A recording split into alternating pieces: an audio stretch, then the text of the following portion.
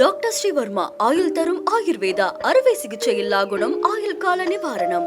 Yesterday courier private limited. Domestic international cargo உங்கள் இல்லம் தேடி வந்து கொரியர் புக்கிங் டெலிவரி செய்து தரப்படும். டேய் லைட் வச்சியா? என்னையா சார் கேட்குறீங்க? ஆமாம் ஒன்று தான், வேற யாரு? சரி சரி பொங்கல் சாப்பிட்டாப்புல மந்தமாகறான் சார். என்ன சார் டேய் அந்த கோவிந்தன் வாயை மூட்டு சொல்கிறா. என்னத்துக்கு என்ன வாய மூட சொல்றீங்க? நாசா தோணும் சொல்லிட்டு வெறுப்பேற்றினுக்கிறான். என்ன உனக்கு பிரச்சனை? வணக்கம். நாம் இன்று பார்க்க சரி இருடே. வணக்கம். இன்று நாம் காணவிருக்கும் சிறப்பு விருந்தினர் அவர் ஒரு சிறப்பு அம்சம் கொண்ட ஒரு நபர். அவர் நாம் ஜிப்ரிஷி கட்சியின் தலைவர் திரு சைமன் அவர்கள். அவருடைய சிறப்பம்சம் என்னன்னு பார்த்தீங்கன்னா, வாய்க்கு புரட்சிகரம் புரட்சியை பற்றியே பேசிகிட்டு இருக்க அவர் நிஜ வாழ்க்கையில் அதுக்கு அப்பாற்பட்டவர்.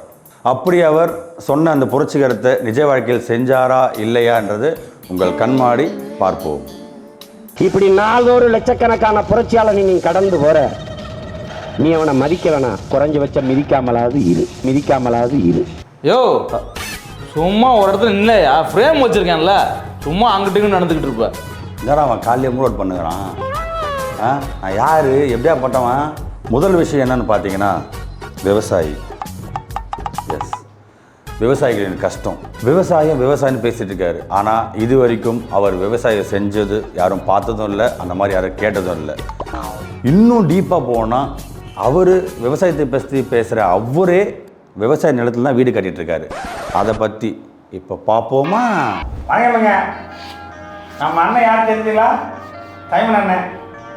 அவர் நம்ம விவசாயத்தை காப்பதுக்காக நமக்காக மண்ணில் இறங்கி உழ போகிறாரு. உழலாம் மாட்டேன், விவசாயம் பண்ணுவேன் நல்லா. ஏங்க அதை தான் சொன்னேன், உழணும். தமிழ் என் உயிர் மூச்சே. ஆமாம், உழ தெரியும். அதுக்காக வந்திருக்காரு. அண்ணன் வந்து சின்ன பிள்ளைகள்லாம் வந்து நிறைய விவசாயம் பண்ணுறாரு. அதே நம்ம அந்த ஊரா விவசாயத்துக்காக போராடுறோம், அதை பண்ண போகிறாரு. நம்ம பார்த்துப்போம். விவசாயம் உங்களுக்கு எனக்கு நல்லாவே தெரியும். நான் இல்லை உங்களுக்கு விவசாயம் திரும்ப விவசாயம் எப்படின்னு கற்றுக் நான் கற்றுக் கொடுக்குறேன். அது கற்றுக் கொடுத்தவர். அதாவது அவர் வந்து இறங்கி விவசாயத்தை செய்ய போகிறாரு. அதை நம்ம கூட வந்து பார்க்குறோம். நான் அவர் கற்றுக் கொடுக்குறதுக்கு அவர் குருவாக இருந்து பண்ணுறது எனக்கு ரொம்ப பெருமையாக இருக்குது, ரொம்ப சந்தோஷமாக இருக்குது.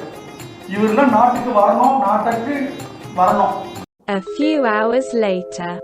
இப்போ நம்ம வந்து அண்ணன் உழவுறதை பார்க்கறது நம்ம எல்லாம் பார்க்க போகிறோம். கண்களும் காட்சியாக பார்க்குறோம், எல்லாரும் பண்ண போகிறோம். பேசுனது போதும் தம்பி, நீ பேசுறதா இருந்தால் அப்புறம் நான் எதுக்கு வந்திருக்கேன்? உழவலாமா? உழலாம். எப்படி குறைச்சத்தை போட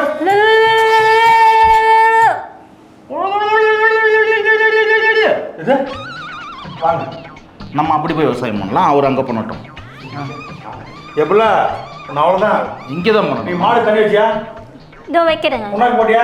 இதோ போடுறேன். இந்த ஆளை தள்ளியே நாலடி வேணாம். எங்களுக்கு பிரச்சனை இருக்கு, பார்த்துல இந்த பெங்களூர்ல. இந்த பொண்ணு நல்லா பண்ணுதே, இவனோட இது நல்லா பண்ணுது. உயிர் எடுக்குது.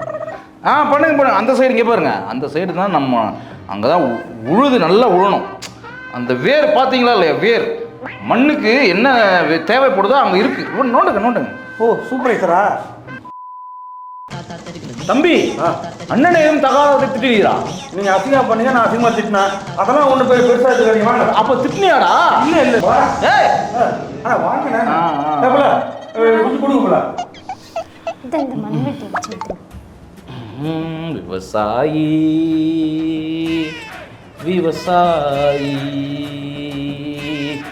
ஏன் மூஞ்சில மண்ணவாடி போடுற? இல்லைங்க, நீங்க தான் அங்க புல்லு வைக்கணும்.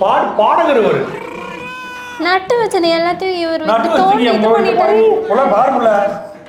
அது நட்டு வச்சதாங்க. நீங்க தானே இங்க வேலை செய்ய சொன்னீங்க. நோண்டி போடுவோம்னா அவர் தூக்கி என் மூஞ்சில வாரி போடுவாராம். இவ்வளோ நேரம் நம்ம வேலை செஞ்சது இப்படி வீணா போச்சு. வீடியோ எடுத்தீங்கல்ல, போதும். ஓகே தம்பி. இல்ல வாங்க அண்ணே. பரதேசினே. என்னது? இல்ல நீங்க ஒரு விவசாயின்னு சொல்ல வந்தேன். சரி வேலை செய்யுமா. நீ செய்யுங்க, நான் பண்றேன். சரி நான் தெரியாம பண்ணிட்டேன். அதை நான் திருப்பி ஈடு பண்ணிக்கிறேன்.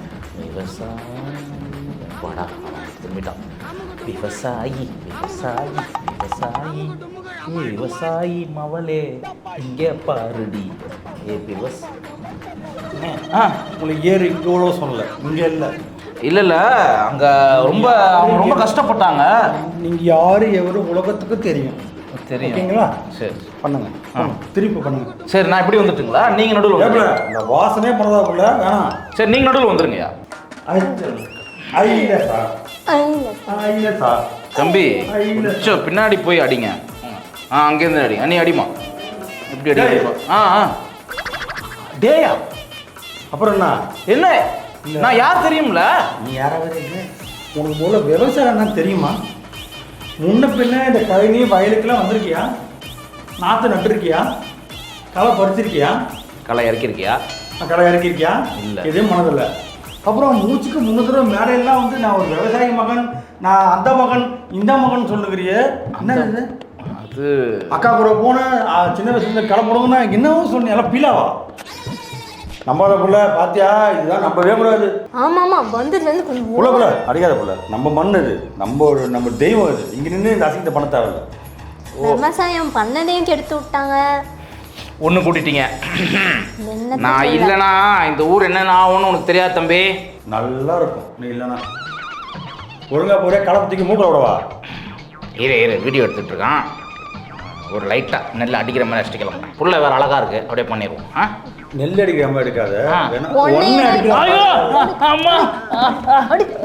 A few inches later. நீங்கள் என்னதான் என்னை அடித்தாலும் விவசாயிகளுக்கு துணையா நிற்பேன். கஷ்டம் கஷ்டம் கஷ்டம். ஏழை மக்களுக்கு இந்த மாதிரி வீடு இடிபாடிலாம் பட்டு அவங்க படுற கஷ்டம் நம்மளுக்கு வருத்தமாக இருக்கும். அந்த வருத்தத்துக்கு நம்மளால் எதுவும் செய்ய முடியலனாலும் பரவாயில்ல, அதுக்கு துன்ப விளைவிக்கிற மாதிரி எதுவும் இருக்கக்கூடாது. ஆனால் அப்படிப்பட்ட ஒரு கேவலமான இழித்தரவான செயலை செய்கிறது தான் நம்ம நாம் ஜிப்ரிஷன் கட்சியின் தலைவர் திரு சைமன் அவர்களுக்கு ரொம்ப ஒரு அலாதி பிரியன்னு சொல்லலாம். அவர் அவங்க கஷ்டத்தை புரிஞ்சு ஏற்றுக்கலாம் கூட பரவாயில்ல, அங்கே போயிட்டு இல்லாத சேஷ்டைகள்லாம் செஞ்சுட்டு அவங்களோட பிரச்சனையை இவரோட சொந்த கட்சிக்கு யூஸ் பண்ணிட்டார். இதெல்லாம் எவ்வளோ ஒரு கேவலமான செயல் இல்லை? அதை பற்றி பார்க்கலாம் இதோ உங்களுக்காக.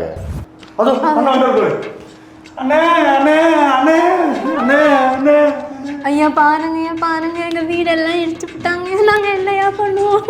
நாடு ரோட்ல தான் நாங்க நிக்கணும்.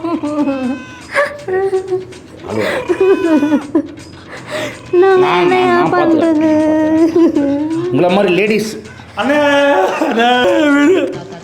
அங்க இருந்தே பதில் சொல்லு. என்னாச்சு? நீ வாமா. பாருங்க எங்க வீடெல்லாம் இடிக்க போறாங்களா? நாங்க எங்க போவோம்? நாங்க எங்க நடு ரோட்ல நாங்க இனிமே நாங்க எப்படி இந்த வீடு கட்டுவோம்? அங்க இருந்தே பதில், அங்க இருந்தே கேளுங்க என்ன வேணும்ட்டு.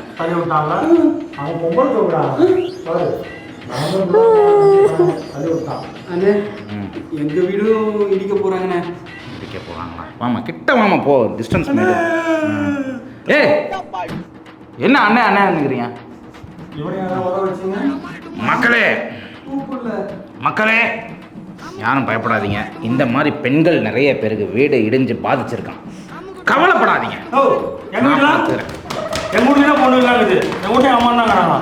உங்களை வீடையும் சேர்த்து தான் சொல்கிறேன். எல்லாருடைய வீட்டையும் நான் இன்று மீட்டு தருவேன். கவலைப்படாதீங்க யாரும். நீ கவலைப்படாத. உன் வீடு எங்கம்மா இருக்கு? பின்னாடி இருக்கு. சரி வா, நான் போயிட்டு ஒவ்வொரு வீடா நான் பார்த்துட்டு வருவேன். முதல்ல பேச விடுங்கண்ணே. சும்மா இப்படின்னா என்ன அர்த்தம்? அது உனக்கு புரியல எனக்கு. அது கிளவி அது இல்லை, ஆறுதல் கூறுகிறேன். கிட்ட விஷயம் கேட்காமலே ஆறுதல் கூறுகிறார் அவரு. ஆறுதல் நானும் சாயல, நம்மளும் சாய மாட்டாங்க. மக்களே உங்கள் பிரச்சனை பொறுமையாக சொல்லுங்கள். இருங்கடா, அந்த லேடிஸ் பிரச்சனை ஃபஸ்ட்டு கேட்கணும், புரியுதா? கொஞ்சம் டீசெண்டாக தான் இருக்காங்க, வாய்ஸும் நல்லா தான் இருக்கும் கூட. கேட்பேன். உங்கள் வீட்டுக்கு நான் வருவேன். சொல்லுமா. இப்போ நாங்கள் என்னையா பண்ணுறது? எங்கள் வீடெல்லாம் இப்படி இடிச்சு போடுறேன்னு சொல்கிறாங்க. நாங்கள் இந்த அரசாங்கம்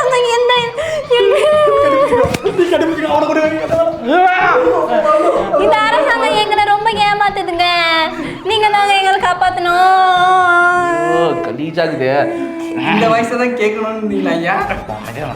சரிம்மா. நீ என்ன பண்ண, மற்ற லேடிஸ்லாம் கூப்பிட்டு வா. எல்லாம் அதையும் கேட்குறேன். போய் கூப்பிட்டு வா. இப்போ கூட ஆம்பளைங்க கஷ்டத்தை கேட்க மாட்டீங்களா ஐயா? டேய், ஒரு குடும்பத்துக்கு முக்கியமான வேலையே பெண் தான்டா. அந்த பெண்ணை தான் முதல்ல நீ கவனிக்கணும். அந்த பெண்ணை ஏன் அப்படி பண்ணீங்க? நீ அமைதியா இரு. அதுக்காக நீ வரல, அதை கேட்க நீ வரல. உனக்கு வீடு வேணுமா வேணாமா? அப்ப அமைதியா இரு. பெண்களை தான் ஃபர்ஸ்ட் கேட்பேன், அதுக்கப்புறம் தான் உங்களுக்கு வருவேன். புரியுதா? போமா போமா, வீட்டை காமிமா. வாங்க வாங்க, இங்க நிறையா இருக்குது. சரி இப்படி வாமா. இந்த வீடா இல்லையா, அந்த இன்னும் கொஞ்சம் உங்க பக்கத்து தெருவுலயா. அங்க 2 பொண்ணுங்க இருக்காங்கயா. ஏய் 2 பொண்ணுங்க இருக்காங்களா? நான் பார்த்துட்டு வரேன்டா. எங்க வீடு அங்க பக்கத்து இன்னும் ஒரு பக்கத்து தெருவுல தான் இருக்கு. வாங்க நீங்கம்மா இந்த பக்கம் இருக்குங்க. 5 சந்து தான் இங்க. சுத்தி சுத்தி அதே சந்தையை பார்த்துருக்குற நீ. கவலைப்படாதீங்க, நான் அரசாங்கத்திட்ட பேசி இதுக்கு ஒரு முடிவு கட்டுறேன். இன்னைக்கே முடிவு கட்டுவேன், கவலைப்படாது. சரி என்னப்பா நீ ஒரு மாதிரி பார்க்குற? என்ன நம்பிக்கை இல்லை. நம்பிக்கை இல்லையா? நான் தமிழ்நாட்டில் 3வது இடம் பிடிச்ச ஒரு கட்சி. ஏன் மேல் நம்பிக்கை இல்லையா உங்களுக்கு? இது பாலியல் வழக்கு இல்லையா? ஏய் என்ன உங்களை காப்பாற்றலான்னு வந்தால் நீங்கள் என்னைய நக்கல் விட்றீங்க? ப்ரெஸ் மீட் இப்போ பண்ணிடுவோமா? ப்ரெஸ்ஸில் எல்லாத்தையும் கொடுத்துட்றேன். உங்கள் மனுவெல்லாம் எனக்கு எழுதி கொடுங்க. போங்க போங்க, வீட்டுக்கு போங்க. ஃபர்ஸ்ட்டு வீட்டுக்கு போய் மனு எழுதுங்க. போங்க. நீ மட்டும் வாமா. அப்படியே நீ போடா. நீ வாமா. வீடு இஷ்டம் எங்க போய் படுப்பாங்க? வீட்டுல இடிக்கல. போ, இடிக்கிறதுக்கு நான் போ. நான் அந்த பொண்ணுங்கள்ட்ட பேசிட்டு இருக்கேன். வீடு அதுக்குள்ள இடிச்சிட்டு போறாங்க. நீங்க சரி, பேசி பாருங்க. அந்த ஏரியால இருக்கிற எல்லா லேடிஸையும் வர சொல்லு. போ சீக்கிரம் போமா. ஏய் ஆமா, நீ யாரு? ஐயா உங்ககிட்ட சொன்னையா வீடு இடிக்க போறாங்க. தெரியுது. அங்க அந்த ஏரியால பார்த்த பையன் தானே நீ? ஆமா, பாதிக்கப்பட்டவங்க. ஒருத்தன் இரு, நீ கிளம்பு. அந்த பொண்ணு வந்துச்சு பாரு. அந்த வேலை என்ன நினைச்சிட்டு இருக்கீங்க? நான் டிரைவருங்க ஐயா. இப்போதைக்கு அதை நீ பார்த்தா டிரைவர் தான் எல்லா வேலையும் பார்க்கணும் தெரியுமா? ஆனா கார் ஓட்ட சொன்னேன். ரொம்ப நக்கல் பண்ற நீ இவனை துரத்திடலாம் பாக்குறேன் நான். ஒழுங்கா உட்கார. இல்ல உங்ககிட்ட அந்த உதவி வேணாம், பிச்சை எடுத்து போச்சுக்கிறேன். போடா, அந்த பொண்ணை வர சொல்றா. மானஸ் தானே வந்து கூட வாங்க. நீ ஆனா நீ ரொம்ப பேசிட்டு இருக்க. அமைதியா இருக்கும். ப்ரெஸ் மீட் அப்ப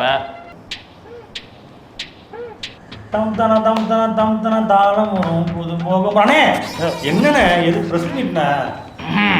ஏமா உங்க வீடு கிடைச்சிடும், கவலைப்படாது. அட கிடைக்கும் இல்லடா, பேசுறேன். பத்திரிக்கையால கேமரா ஆன் பண்ணுங்க.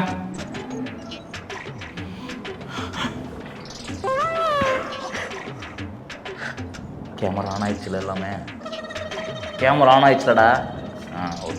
மூஞ்சிய சோதம் வச்சுக்க. என்ன இங்க வந்து கண்ணு அழுக்கு எடுக்கிறான், என்னமா பண்றான்?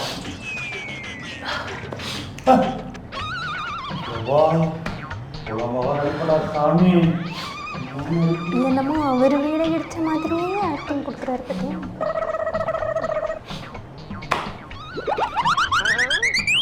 பத்தியா இருப்பா, பேசி தொலைகிறான பாரு. இவங்களோட கஷ்டத்தை சொல்லணும்னா என்கிட்ட வார்த்தை இல்லை. வார்த்தை இல்லையா?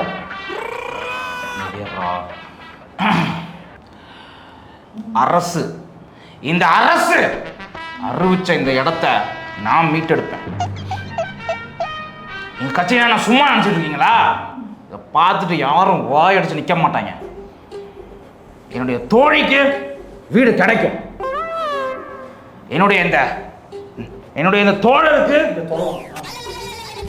தோழருக்கு வீடு கிடைக்கும். ஆனா செம்மால் நீ கிடைக்கிற கேப்லாம் 6 அடிக்கிற. அமைதியா. அதனால நடிக்கிறான். என்னமோ நடிக்கிறான். இந்த வேதனையான விஷயத்த இன்னையோட நான் முற்றுப்புள்ளி வைப்பேன். இந்த மக்களுக்கு நீதி வாங்கி தருவேன். இதான் என்னுடைய முதல் செயலா இருக்கும். நான் இந்த ஒரு பையன் கூட என்னோட கேட்டான் ஒரு பேட்டியில, முதலமைச்சர் ஆனவுடன் முதல் கையெழுத்து என்ன? பொய் தான்.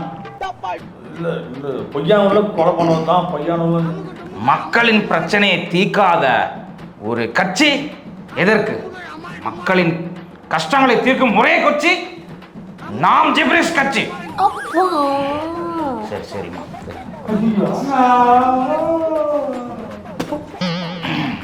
இப்போது நான் உங்களுக்கு ஒரு கதை சொல்லுகிறேன்.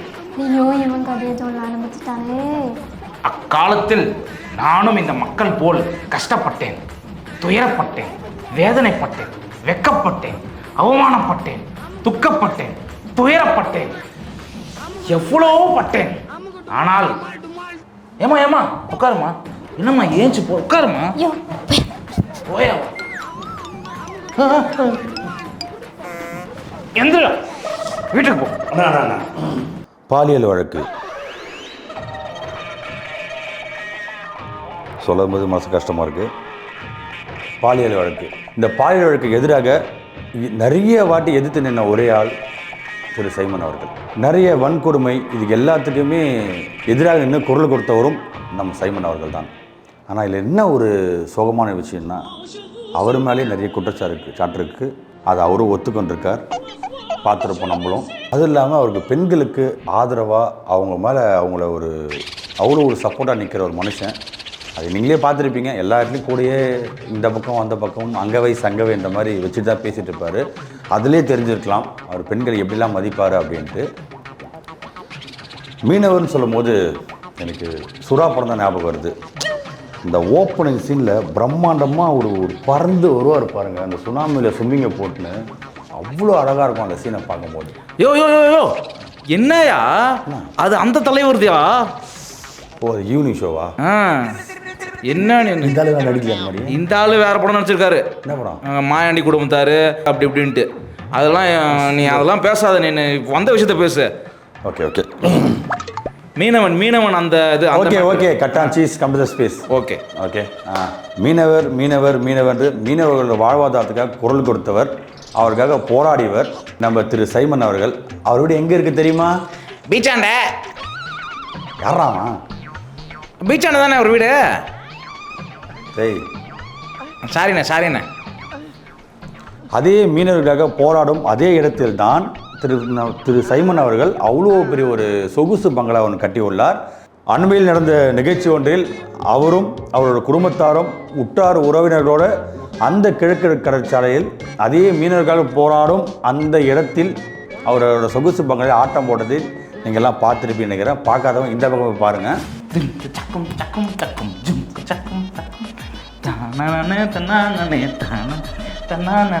ஆமக்கறி அடுப்பு கறி என்ன கறி பைத்தியக்காரா, இவன் எப்பறம் இடையில பூந்துவோமா? டேய் போவீங்களா? இவன் யாரா? அவன் கட்சியில் அந்த இவருண்ணே அவன் நான் சொல்லி தொலை. என்னண்ணே நீ வந்து மீனவர்களுக்காக நிறைய விஷயம் போராடின, நிறைய விஷயம் பேசினா, நான் வீடே அவங்களோட அந்த மீனவர்கள் இருக்க இடத்துல தான் வீடு வாங்கிட்டு இங்கே பார்த்து குத்தாடம் போட்டுட்டு இருக்க, செலிப்ரேஷன் பண்ணிட்டு இருக்க. யாரா பார்த்து எதுவும் சொல்ல மாட்டாங்களா? டேய் நல்லா இருந்தேன்டா, இந்த டிரைவர் பையன் எப்படி இடையில வந்து அண்ணன் தெரியலடா. உந்து இவ்வளோ இதாக இருக்குது. ஆமாண்டா, எல்லாருக்கும் ஒரு காப்பு வைப்பாங்கன்னு நல்லா இருந்துச்சுண்ணா டான்ஸ். என்னண்ணா இது? அண்ணா அண்ணியும் கூட சேர்ந்து ஆடிட்டு இருக்காங்க. அதான் எனக்கு ஒன்றும் புரியலடா. அவ எப்படி ஆட ஆரம்பிச்சான்னு தான் தெரியல. மூணு நிலைமை ரொம்ப கஷ்டமா இருக்கேண்ணே. அண்ணே இப்படிலாம் பேசிட்டேண்ணே, என்ன பண்றது? இப்போ யாரா பார்த்தாலும் தப்பா நினைப்பாங்க. அது ஏதோ ஒரு மெட்டீரியல் ஏதோ பேசிட்டு விட்டு தொலையாண்டா. ஏன்டா என் உயிரை வாங்குறா? எங்க பாடுறா அவளை, என்னடா நான் பண்ற தொலையாது. இல்ல இருக்கட்டும்மா, நீங்க ஆடுங்க. லைன் ஆடலாமா? அப்படி வாங்கம்மா. டேய் நீ வாடா. டேய் எங்க போற? நான் இந்த குடும்பத்துக்கு எனக்கு சம்மந்தமே கிடையாதுண்ணா. பரவாயில்லடா வாடா. நான் கோமலி ஆயிடுவேன். பரவாயில்ல வா ஆடு. டேய் நீ ஏன் அங்கிட்டு ஆடுற? டேய் இப்படி வாடா. டேய் கம்னாடி சரி ஆடி தோலை. இப்போதைக்கு அவங்க ஆட நிறுத்த மாட்டாங்க. அருள்நிதி அவர் அடித்த அந்த ஃபர்ஸ்ட் பார்ட் டிமாண்டி காலனி கூட சூப்பராக ஓடிச்சு. இந்த டிமாண்டி காலனி 2 போயிட்டு இருக்கு. என்னையா இல்லை நீ திரை விமர்சனமே பண்ண ஆரம்பிச்சிட்டியா? அது திரள் நிதியா, அருள் நிதி இல்லையா? தயவு செஞ்சு லைனுக்கு வாயா ஃபஸ்ட்டு. வாயா ரைட். என்ன சரக்கு வச்சோம்? நம்ம 2 பேர் தான் வச்சோம், மறந்துட்டியா? ஓகே. திரள்நிதி சமீப காலமாக நம்ம சைமன் அவர்கள் பிச்சை எடுக்காத குறையா தெருவாக சுற்றிட்டு இருக்காரு, பிச்சை எடுக்காத குறையா தெரிஞ்சிட்டு இருக்காருன்னு அங்கங்கே வலைப்பேச்சைகள் வந்து கொண்டு தான் இருக்கின்றது. அதற்கெல்லாம் காரணம் அவருக்கு வர வேண்டிய கஜானா திரள்நிதி ஸ்டாப் ஆயிடுச்சு. அது எதனால் ஸ்டாப் ஆச்சு, ஏன் ஸ்டாப் ஆச்சு, அதனால் இப்போ கரண்ட் சுச்சுவேஷனில் திரு சைமன் அவர்கள் எப்படி சுற்றிட்டு இருக்காருன்னு பார்ப்போமா?